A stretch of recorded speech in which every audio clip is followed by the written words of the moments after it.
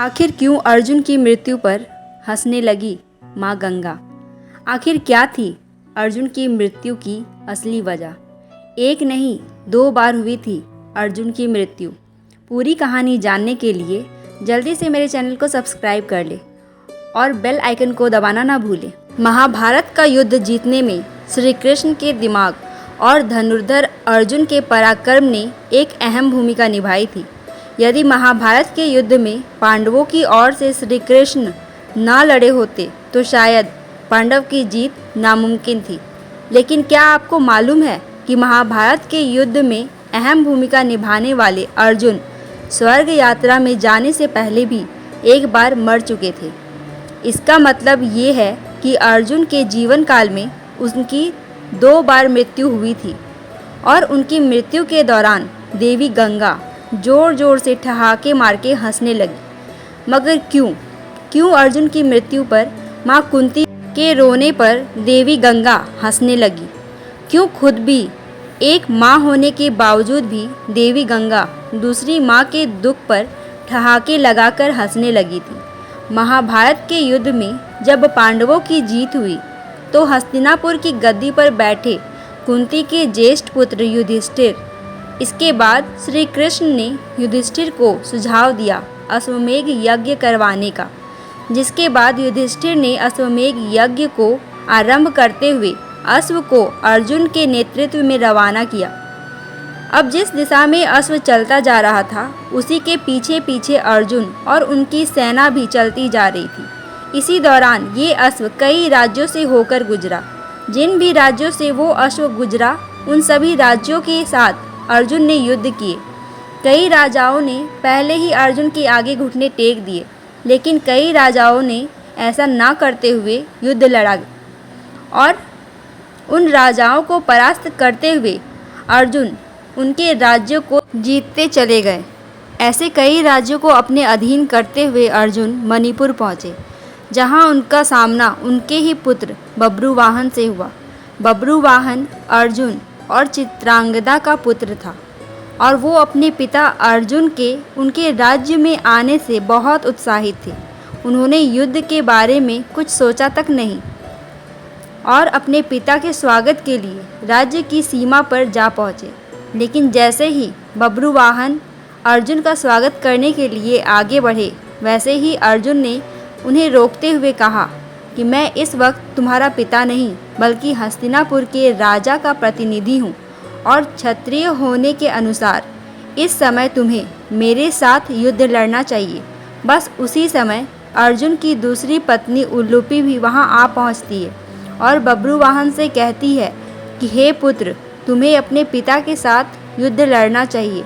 यदि तुम युद्ध नहीं लड़ोगे तो तुम्हारे पिता का अपमान होगा। माता की आज्ञा पाते ही बब्रुवाहन युद्ध के लिए तैयार हो जाते हैं और अर्जुन और बब्रुवाहन के बीच युद्ध आरंभ हो जाता है। ये युद्ध काफ़ी समय तक चलता है, मगर इस युद्ध का कोई परिणाम न निकलने के कारण बब्रुवाहन कामाख्या देवी से प्राप्त दिव्य बाण का इस्तेमाल करते हुए अर्जुन पर प्रहार कर देते हैं, जिससे अर्जुन का सर धड़ से अलग हो जाता है और अर्जुन की मृत्यु हो जाती है। साक्षात अर्जुन की मृत्यु देख हस्तिनापुर की सेना सुन्न रह जाती है और इसकी सूचना तुरंत श्री कृष्ण तक हस्तिनापुर पहुंचा दी जाती है। मणिपुर पहुंचकर श्री कृष्ण और माता कुंती अर्जुन को धरती पर पड़ा देखती है। उसके बाद माता कुंती अर्जुन का सर अपने गोद में रखकर खूब विलाप करने लगती है और बस इसी दौरान देवी गंगा अर्जुन की मृत्यु पर हंसने लगी। पर बहुत देर तक जब कुंती अर्जुन के लिए विलाप करती रही तो माँ गंगा कुंती से कहती हैं, हे कुंती, तुम व्यर्थ में ही रो रही हो, क्योंकि तुम्हारे पुत्र अर्जुन को उसके कर्मों का फल मिला है। मेरा पुत्र भीष्म अर्जुन को अपने पुत्र की तरह मानता था, मगर फिर भी अर्जुन ने शिखंडी का सहारा लेकर मेरे पुत्र भीष्म का वध कर डाला।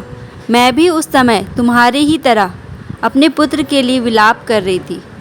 मैंने अपने पुत्र के वध का बदला ले लिया, क्योंकि जिस कामाख्या देवी के बाण से बब्रुवाहन ने अर्जुन का वध किया वो मेरे ही द्वारा प्रदान किया गया था। देवी गंगा के शब्दों में बदले की भावना झलक रही थी और उनको ऐसे देख श्री कृष्ण हैरान हो गए और देवी गंगा से बोले, हे देवी, आप किस बदले की बात कर रही हैं? आप किससे बदला लेंगी? अर्जुन की माता कुंती से या अर्जुन से? आप एक माता से प्रतिशोध कैसे ले सकती हैं? ये सुनकर देवी गंगा ने कृष्ण से कहा, हे वासुदेव, ये तो आप जानते ही हैं कि अर्जुन ने उस समय मेरे पुत्र का वध किया जब वह निहत्था था। जब अर्जुन ऐसा कर सकता है और अगर ये उचित है तो अर्जुन का वध उसी के पुत्र द्वारा मैंने करा दिया तो क्या गलत हुआ?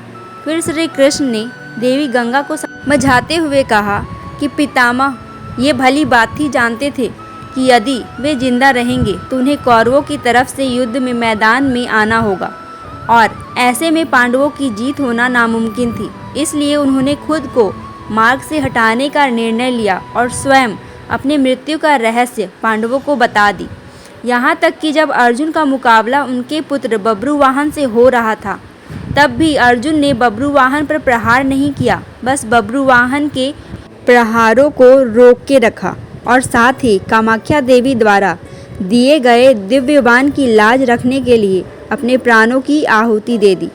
अब श्री कृष्ण के कहे गए बातों को सुनकर देवी गंगा सोच में पड़ गई और उन्होंने श्री कृष्ण से अर्जुन को पुनः जीवित करने के मार्ग को पूछा। जिसके बाद श्री कृष्ण देवी गंगा को अपनी प्रतिज्ञा वापस लेने को कहते हैं। जिसके बाद देवी गंगा अपनी प्रतिज्ञा वापस लेती है और अर्जुन का सर धड़ से जोड़ देती है, मगर अब भी अर्जुन के प्राण वापस ना आए। जिसके बाद श्री कृष्ण ने अर्जुन की दूसरी पत्नी उल्लूपी से नागमणि लेकर अर्जुन को पुनः जीवित कराने की बात कही और ऐसा ही हुआ, अर्जुन जीवित हो गए। आज की कहानी में बस इतना ही। आपको ये वीडियो कैसा लगा मुझे कमेंट में ज़रूर बताएं। धन्यवाद।